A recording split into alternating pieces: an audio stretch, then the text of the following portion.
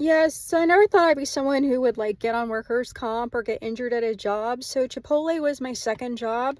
My full-time job, my first job, I was working in a community foster care situation with teenage boys. I still work there. And then part-time I was working at Chipotle, so I could use their tuition reimbursement, so I could become a paralegal. And I needed the money to pay off bills, like to get myself a new car. I drive a Kia Soul. I need a new car. And I was using it also for the food. You get a free meal and they have high quality protein there. So I was using it for that, and I worked Friday, Saturday, Sunday. I worked my job, the boys first, and then I went to that job and I worked a 5-hour shift, 5.5-hour shift. And I was wearing Clove shoes, which are medical grade, surgery grade, anti-slip technology shoes, so they're very good. My boss had always pushed me a lot harder than everybody else. I'd only been there for about like a month. She's always pushed me harder than everybody else. Didn't care about anyone else with their cheese or their meat, but me. She'd watch me like a hawk and constantly correct me.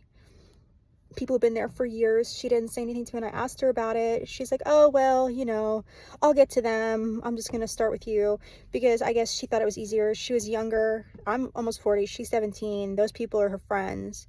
So she knew I'd listen. The night that I tripped, she had been throwing trash at my feet, and I didn't know what to do. I didn't say anything, but I thought that was really weird that she was just like throwing it on the floor. She wasn't putting it in the garbage. And I was always picking up trash around there, like always cleaning up, always checking up on safety things. I was like, why do I want to come in here that I feel like the first thing I have to do is make sure everything is safe? I'm not even manager. I'm just like part-time, like weekend overflow. And then I was carrying dishes back to the sink after we closed, and I walked past the drain, which was fine, and I walked past it again. All I did was walk and turn. I was actually standing right next to it. It stopped moving, turned, didn't even move, just turned, just like turn, like I was gonna turn, hit the floor so hard I broke my elbow. She says that I wasn't wearing anti-slip or non-slip shoes. She tried to say that the anti-slip wasn't as good as non-slip, which isn't true. She also said I wasn't wearing anything at all, which also isn't true. And then she said, allegedly, even though she watched me fall, she held my elbow. And she said, allegedly, I allege that I tripped. And then she watched me do it.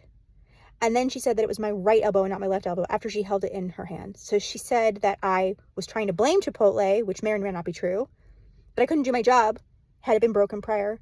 She said I wasn't wearing the right shoes, which isn't true.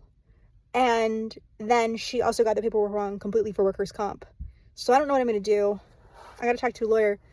But it looks like I'm going to have to have surgery on my elbow, and I'm going to be permanently disabled.